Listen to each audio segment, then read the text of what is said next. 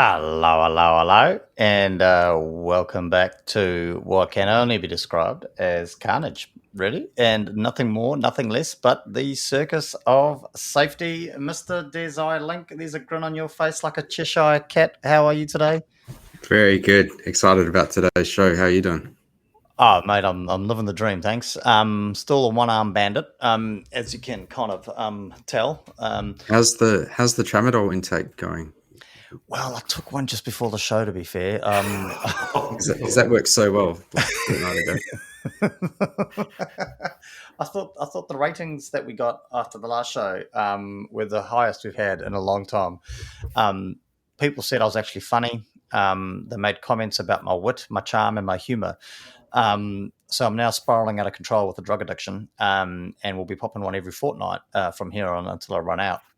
So thanks for asking. Nah. Um, I better put a disclaimer on that.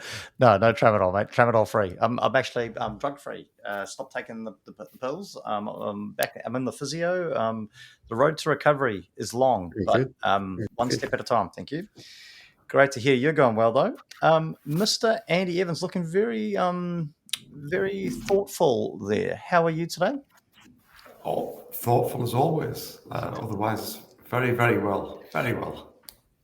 Nice. I don't want to jinx this, guys, but I think this has by far been our least chaotic start in a very long time. I've even checked the chat, and the chat appears to be there. So, fingers crossed. We are locked. We are loaded. We are good to go. Now, Andy, Mr. Andy Evans. I was quite taken back, and I'm just listen. People personally reached out to me, sent me messages. I was flooded, and it's really difficult. It's really difficult. Oh, see the chat. Heaven help us. The roller coaster only has two functional. What? that's an insult. Anyway, people reached out to me, personally messaging me, calling me, and it's really difficult for me to respond at the moment. Thanks, Andy, with one hand. I can't respond as fast as I normally do. Not that I respond fast normally anyway, but you know what I mean. About your callous approach to our young apprentice. So it's with trepidation that I ask, how is young Oliver and his journey to safety professionalism? I think he's almost there. As I've spoken about on many occasions, safety isn't really a thing. It's just the application of many other fields or disciplines. Okay. And we've been through many of them, and we've finally hit the last one, which I believe is the last one, which is philosophy. Philosophy. The philosophy Wow. of state. So we've been studying a bit of philosophy, a bit of Plato and Socrates, and he came up with something quite profound during this dialogue. Was Dr. Seuss in the mix of? No, I don't think he was. Okay. He That- certainly that's came later. But basically, Oliver came up with this, and I think it's quite profound. It's basically said to me, he said, how can you philosophize about something accurately if you don't even understand the definition of the concepts that you are philosophizing about? How can you discuss concepts such as justice if you don't understand what justice actually is? And I just thought at that moment, I said, my work here is done. the apple does not fall far from the tree. He's definitely your son. Okay, so we now. I think the next steps in this equation, and I don't know whether I'd be the right person to take this up because I don't know how good a job I've done of raising my own apprentices. Outstanding job. I'm not used to the younger apprentices anymore because mine are, considerably older. But maybe Des could take young Oliver on a secondment of sorts for Oh, yeah, a absolutely. couple of months, maybe, just to kind of bring him back down to reality a little bit and give him some true teaching. Well, I guess the one thing that I haven't covered in any detail is the relationship between disclaiming and safety. I mean, and I think Des would be the perfect person to pick up that, fill that gap, really. Wow. Okay. Fantastic. Thank you for that insight. Great to hear. Young Oliver is going well. Des, book sales, mate. Listen, I don't want to keep harping on like a broken record, but you are You are effectively our only acclaimed author. Look, book sales are continuing. It's pretty nice this month. So yeah, keep pushing the message out there. Thank you, everyone that's already bought it. So, would you attribute your phenomenal rise in book sales this month to the brilliant hosting of a exclusive interview hosted on this podcast, actually, promoting your book with such vigorating, insightful questions?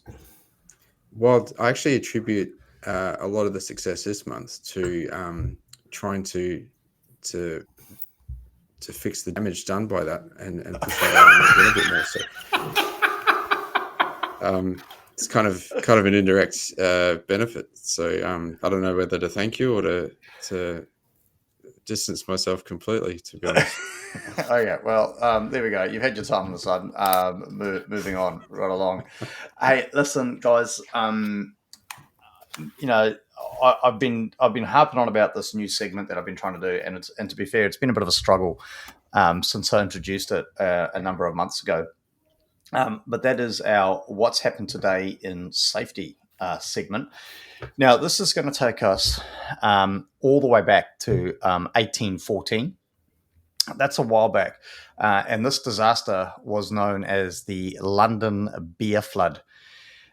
Effectively, it's tragic, to be fair, tragic. Effectively, there was an industrial accident, I don't know how to pronounce this, at the Meuse, M-E-U-X, Meuse, and Company Brewery, Morks and Company Brewery in London, caused by a massive vat containing over 3,500 barrels of porter ale. It burst.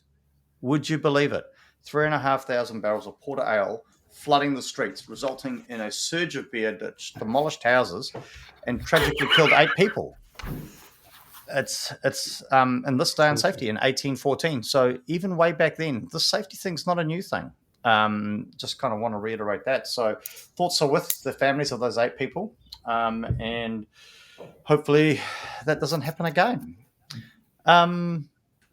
Fantastic. Des, are you ready to disclaim? I am, and really excited to be sharing with you all today some of the learnings from Guru Ignatius when I went to the Caveat Monastery. So we talked about the elements, the universal elements that are, and the way that they apply to disclaiming, and there were 8 elements. And today I want to discuss the element of water. Wow. And at the retreat, we spent an entire afternoon just sitting by the river, watching the water roll past, watching it carry off meaning. The Guru said nothing, which honestly was his strongest legal position. And we came to understand that words like water move. They flow downstream. They lose their shape. They pick up silt. And so we learned that nothing said here is watertight. If you need something sealed, something certified, something that won't dissolve under pressure, you'll need a professional vessel, preferably one with insurance and a rudder. Wow. I've just had a great idea for merch. We need a legal vessel. We need to be selling legal vessels. Maybe we could put that on the back of the mug. This is a legal vessel. I like it. Yeah. Wow, Des, I'm fascinated. Eight elements. Are you able to give us a teaser as to what all 8 elements are? Do you remember? Well, most people are familiar with the 4 elements. I know, that's why I'm wondering why there's 8. But we managed to pluck some more out of the ether, one of which is the ether. We've got paper, time, and the void.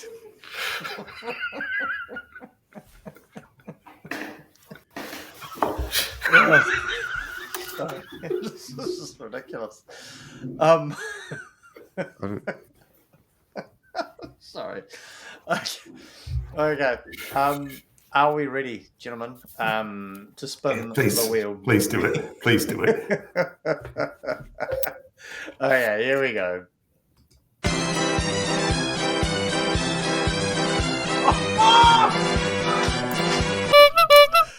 Oh, classic. Oh my giddy aunt. Just culture, no blame. Des, you have transcended mankind following your trip to the Caveat Monastery. You willed this onto the wheel this morning.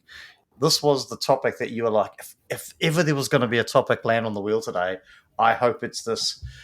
Just culture, no blame. I'm going to give you, sir, the honour of leading us out into this conversation.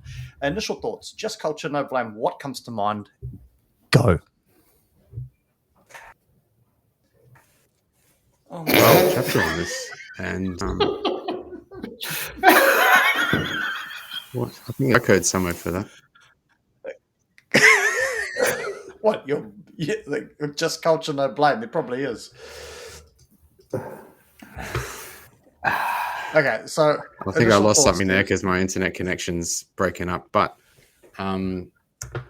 just culture, no blame. It's the subject of a lot of debate on LinkedIn and amongst safety circles. And I think that the debate is not framed in a very helpful way, which means that people end up arguing about different things. Nice. Okay, and does that now save me the hassle of having to buy your book and read it? No, there's always so much more packed into the book. I think there's a QR code there somewhere. Brilliant. No, you've used up all your QR code slots, mate. Andy, just culture, no blame. First thing that comes to mind. Oh, we clearly need to define what we mean by each of those things and the relationship between them. Well, we can't philosophize about, as Oliver said, we can't philosophize about just culture if we haven't defined or we don't know what just culture actually is. Okay.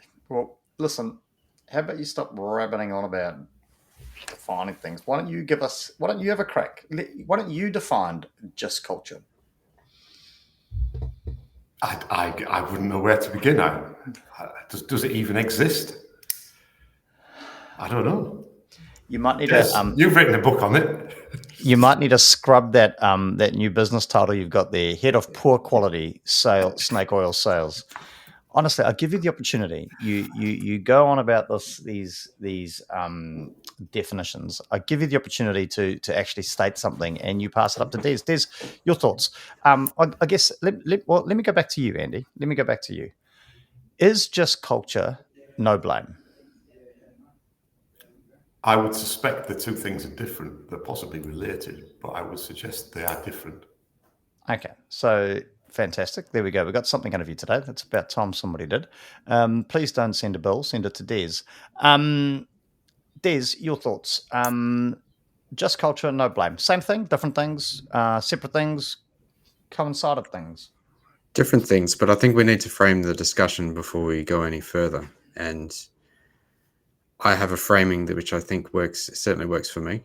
And that is that, are we talking about no blame or just culture or blame culture in the context of the psychological safety culture of wanting people to report incidents and making it safe for them to do so? Or number two, are we talking about no blame, just culture, accountability in the context of a causation analysis and exploring people's behavior and why they did what they did at the particular time?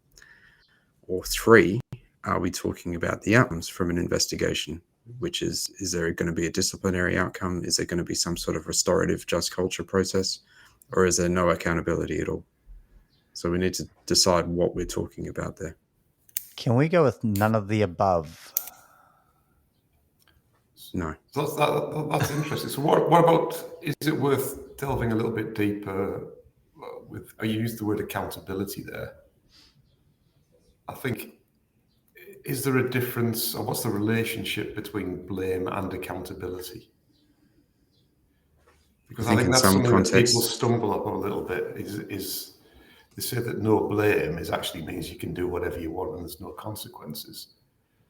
But I don't think that's really what it is, because you can have no blame, but you can still have accountability, can't you?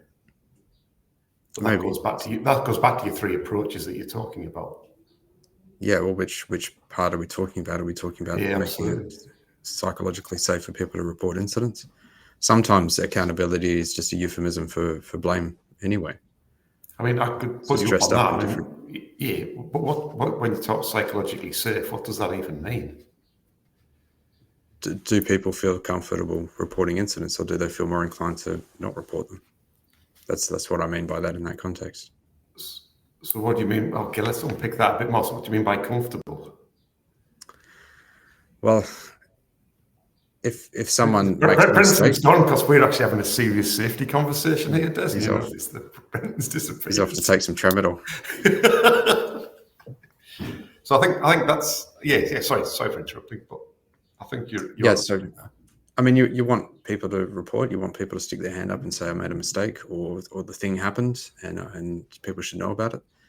And you want people to do that without fear of repercussions. So you might not feel comfortable doing it, but you feel that it's the right thing to do, and you don't feel as if you're going to get any adverse consequences from doing that. Yes. That's what we're adverse or unfair consequences. Unfair, yeah. Okay. Okay. I like that. That's good. This.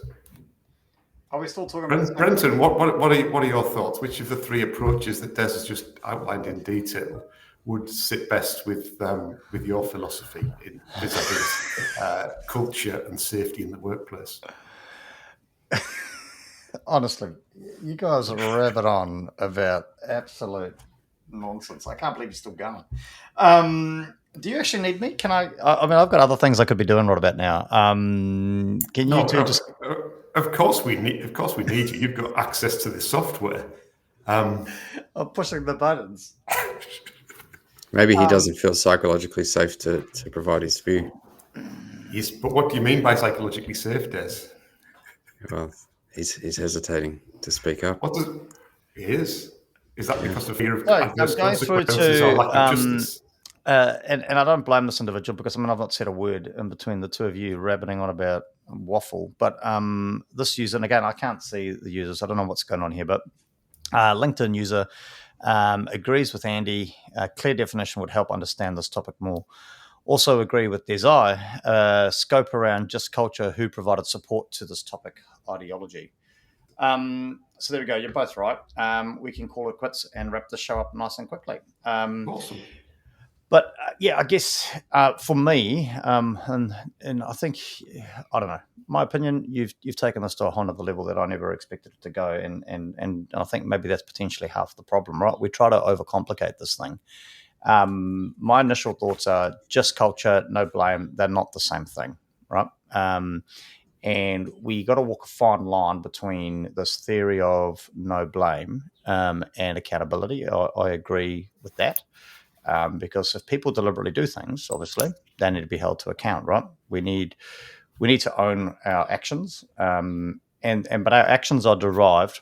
We've got to understand the context behind our actions. You know, do we have the right level of experience? Have we been trained well enough? So yeah, those are my. I just think the trouble. This goes back to another topic, actually, we spoke about a few months ago, the weaponizing of health and safety. And I think as soon as you start putting out things like just culture into organizations and no blame culture and whatever you want to call it, whatever you want to phrase it, however you want to define it, my worry is, and this is a worry, people will weaponize the concept and go, well, you know, you can't blame me. I can do what I want because... You know, what just culture are you talking about if you're going to hold me to account? You know, so that's my worry with these topics. I don't necessarily have a thought on whatever the first three things you said were, because I've already fallen asleep. But that's my worry. My worry with this concept is that it gets weaponized. That's my thoughts. There we go. Back to you to carry on waffling about stuff. So I think the blame thing is interesting in itself. I mean, there's a whole mantra out there that blame solves nothing, or something like that. I can't remember. Someone talks about that quite a lot. I'm not sure that that's the case, because if it didn't solve something, we wouldn't do it. As humans, we're very, very good at things. It will solve something, but whether it's going to solve what you want it to solve. So, for example, me blaming Brenton for something, it doesn't necessarily solve anything on the big picture, but it might solve my anxiety because I don't feel responsible for it anymore. And I don't think there's anything wrong with that at all. It's just the way that things are. But if you're talking about accountability, then it starts to become a bit more complex, because, and this is where the philosophy bit going to be studying with Oliver, it becomes quite basic in terms of, if you're going to hold people account, then you're basically accepting that they've got free will. And there's a whole debate here about how much free will we actually have, or whether it's just a bit of an illusion. Zero. And there's some interesting physics around this that sort of indicates that we don't have as much free will. And then there's a whole field of philosophy around this, that actually we have less and less, far less free will than we would believe, which is a bit of an illusion. And one of the ways that, when I was talking to Oliver about this, was this whole idea of, you can't force people to do certain things. So you can't force people to like something. You can't force people to fall in love with somebody. Now, if you had free will, you could, but we can't. So how far does that go? And Des is indicating there that we don't have any free will. But this whole thing reinforces the idea that safety as a concept isn't real. It's just the manifestation of lots of different theories and philosophies focused on achieving a specific outcome. Sorry to go a bit deep, but I'm quite enjoying the philosophy. So, do you want to take the red pill or the blue pill? The one that you're taking. I've already popped both pills, so I'm ready to go. Mate, you started going down when you were waffling on, and I still can't remember what you were talking about. All I had images was of Neo in the Matrix, when he was learning about the Matrix, and he first got plugged in, and he went into the training mode. Sorry, that's where my brain was while you were. But that's broadly speaking, that's the concept. So we need to unplug from the Matrix, is what you're saying. No, that's possibly. But it's that whole idea of, what do we actually know for certain? And before we start making decisions about life and things, we really got to understand what are our limitations. And I think we often, as humans, and we've talked about this, Des, haven't we? The thin veil of civilization is that we think we're very, very advanced and everything, but actually the reality is it would only take a few decisions by some people to take us pretty much back to the Stone Age. And I find it interesting. Okay, so I'm going to pose a question here, because I just think I don't know, maybe people want a highly philosophical show today. Not my stratosphere. So I'm going to bring it back down to earth. Can you have accountability and no blame? I know we've been talking a bit about it, but I still haven't kind of landed on whether you guys think that those two things can coexist. So if you can you have accountability but without blame? Because those two things aren't the same, right? No. So can you coexist with no blame and accountability in your matrix? Accountability is just a form of blame. So no, it is just another form of blame. Probably a milder version, but so those two are closely linked. Yeah. Is one better than the other then? Well, accountability is probably a more considered way of blaming someone. So instead of in the context of a workplace, it might be, instead of a written warning, you're getting retrained or something like that, but you're still assigning responsibility to that person, okay. which is a form of blame. Your thoughts? Accountability and blame, are they one and the same, closely linked, or nothing to do with each other? Can you have the two together? I think there's a relationship between the two. Again, it would have to quite clearly define the terms. Des was there saying about applying responsibility. Is that accountability? Or is that a bit different? Fix yourself a cup of tea, Derek. Thank God somebody agrees with me. This is just waffling on. Like, we're going to start bending spoons in a minute. Well, can we? Andy said something that comment, blame fixes nothing, which we've seen a lot out there. So, out of the three things that I suggested at the beginning, is it to create psychological safe environment for people to report incidents? Is it to examine behavior in the context of a causation analysis, or is it about the outcome of an incident where you're handing out disciplinary actions or retraining? When we say blame fixes nothing, what are we talking about out of those three things? I'm going to go the middle.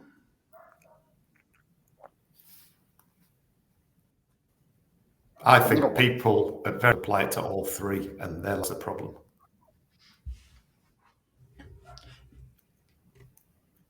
Okay, so if you have a blame culture, talking about the first one, you're potentially creating an environment where people are scared to speak up.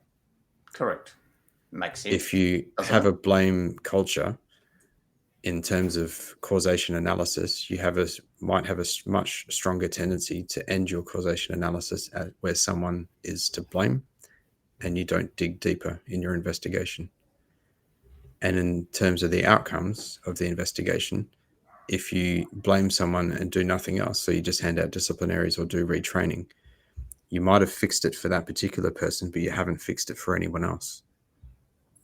The next person is still completely exposed to whatever happened. Now, unless you might say, well, company-wide retraining. Now you might say that they've done has a deterrent effect, but with HR processes being confidential, that's impossible. So, okay, let's just walk through a scenario, right? You've got somebody at work that goes away and does something that they were told explicitly not to do, or they were told, they were trained or shown how to do it, and they intentionally went and did it the other way. What would you call that then? How would you hold that person to account? Well, out of those three things, did they report it themselves, or did someone else discover it for them and report it? Nobody reported it. You found out when the activity went wrong. Okay, so they haven't earned themselves the protection of no blame by sticking their hand up and saying, I made a mistake. In terms of investigating the causation analysis, are we going to examine why they did it another way, or are we just going to stop there? Well, I'm asking you. Well, I would suggest that by stopping at the point where they've intentionally done the wrong thing, you need to dig deeper and find out why did they intentionally do the wrong thing. There might be very good reasons for that. There might be rather bad reasons for that, but you don't know because you haven't inquired. And in terms of the outcome, well, if they haven't stuck their hand up and intentionally did the wrong thing, then yeah, they should be held accountable for that. What that accountability looks like depends on what motivated them to do that.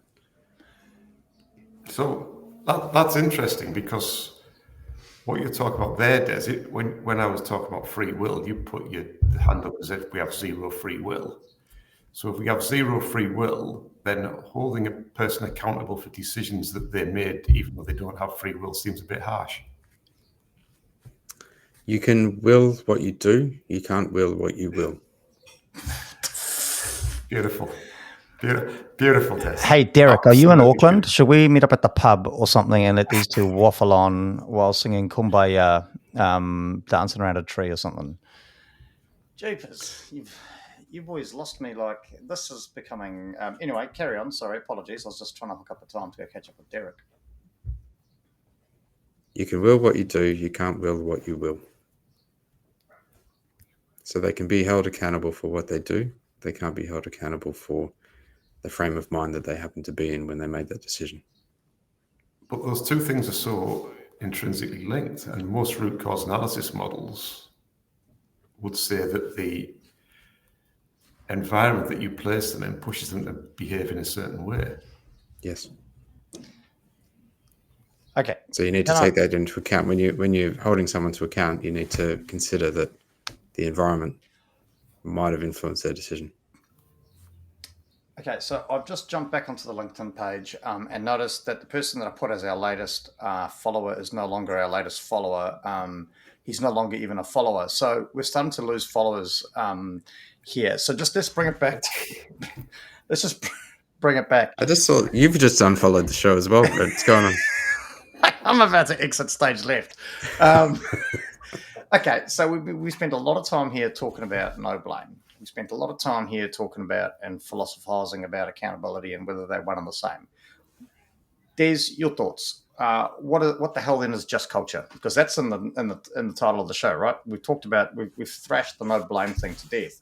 What is just culture then in your mind? What is just culture? Well, it's presented as an alternative to blame culture and no blame culture, but what it ends up being is a euphemism for blame culture. Because if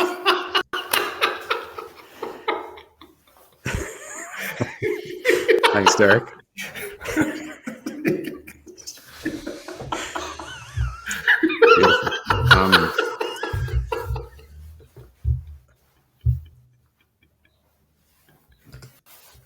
Some entertaining comments by Derek there. Thank you very much. I had lots of research on these topics and no one crack it yet from my understanding. HOP, no blame approach is also linked to responsibilities and to the safe to speak, safe climate, not accountability. To me, it is linked to the intent.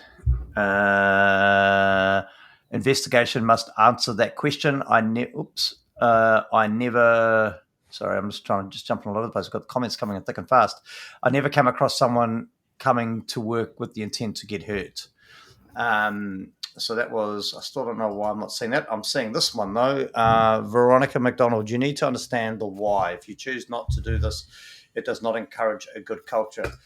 Sorry, I got distracted with Derek's comment earlier on in the show. Andy, your thoughts? What is? I don't want you to come up with some. We need to define it. I want to know, in your opinion, just culture. What is it? My understanding is that it's actually it's almost a philosophy that was been around for a long time. So I think there's a book. It was originally a book called Just Culture, and out of that came a whole heap of tools and philosophies about how you could. I think it was really about increasing fairness in the workplace and justice. I think that's what the sort of just is, a sort of shortened version of justice. And I don't know if it can ever really work. Okay, no, fair enough. I got some thoughts on that. Oh yeah, go for it. Let's not hold you back. I think your word count's exceeded the annual word count on this show. So hey, why stop here, mate? Keep going. It's funny that I get criticised for not saying enough, and when I finally do, you're unfollowing the show and walking off stage. So, mate, I just want you to be consistent. Do you feel psychologically safe here, Des? Do you feel psychologically safe? No, finally one of my topics comes up, and this is the reaction we get. It's very telling. So if we're using the term just culture, we're using the term justice. What does that mean to you if we're talking about justice? Usually that means that there's been a wrong, that there's been a victim, that there's been a perpetrator. It invokes things like natural justice. So as soon as you start invoking that language, you're automatically assigning blame to someone because there's been a perpetrator, there's been a wrong, and there's been a victim. And if you're going to go down a just culture route, fine, do it, but have a natural justice process as part of it, which is where the person gets the opportunity to defend themselves. They get the opportunity to have an advocate. They get a independent and impartial adjudicator. That's the person that makes the final decision. And few companies actually have those things in place. So that's why I say that it's a euphemism for blame. However, it's dressed up as restorative just culture or normal just culture. It's just a euphemism for blame if natural justice is absent. Fantastic. So that earlier on, before we went live, you're talking about your next book, Just Culture, how to do it correctly. Is that going to be far off from hitting shelves? Will it be out before Christmas? At this rate, maybe. Yeah. What I can do is just to help you out, because you've kind of stolen the word count for the show. I'll just download the transcript, send it across to you, and there's half your book done, mate. Lovely. Sounds good. Andy, I mean, your rebuttal, you agree? What Des has just said is, I found quite profound, actually. Because in my mind, what he was describing there in terms of the justice piece was really that adversarial approach, which potentially you see in the courtroom, which wouldn't necessarily be something that would come to the fore of people's minds when you think about just culture. So I think there's interesting opportunity to discuss this further. Much to Brenton's delight, no doubt. Yeah, I mean, he doesn't have to attend. It could just be me and you, Des. I'm going to. We could lift the show to new heights. But you can have it. I'll give you the logins. You can have it. Okay then, Des.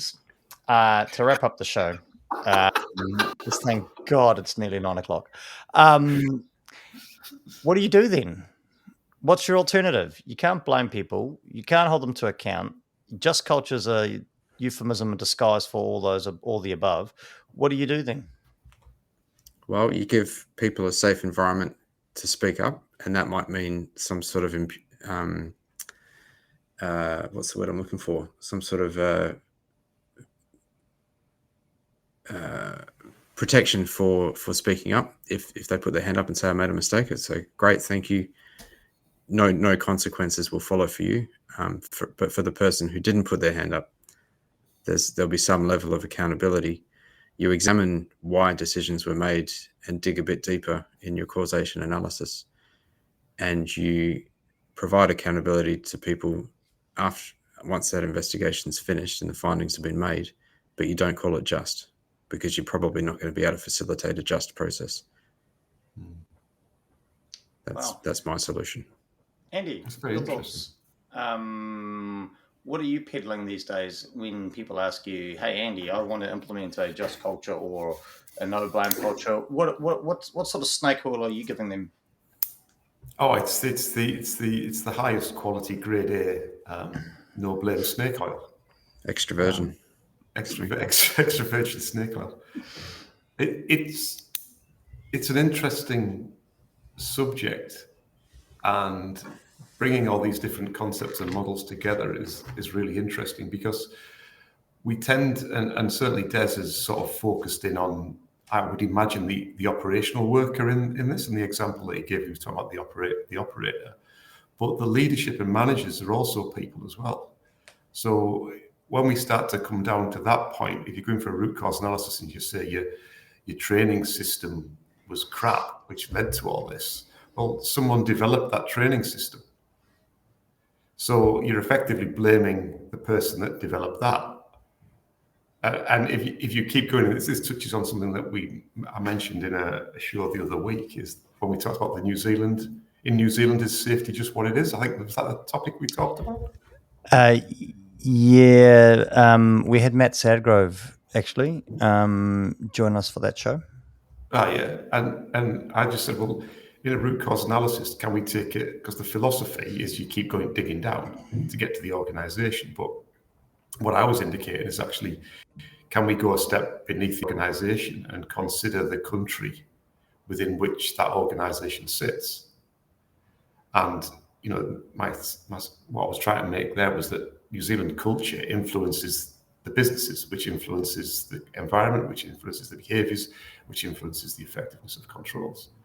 And I think we're going to get very, very tangled very quickly if we focus just on one person in the system, which is no blame is really about the worker, when really actually it should apply throughout the whole organisation.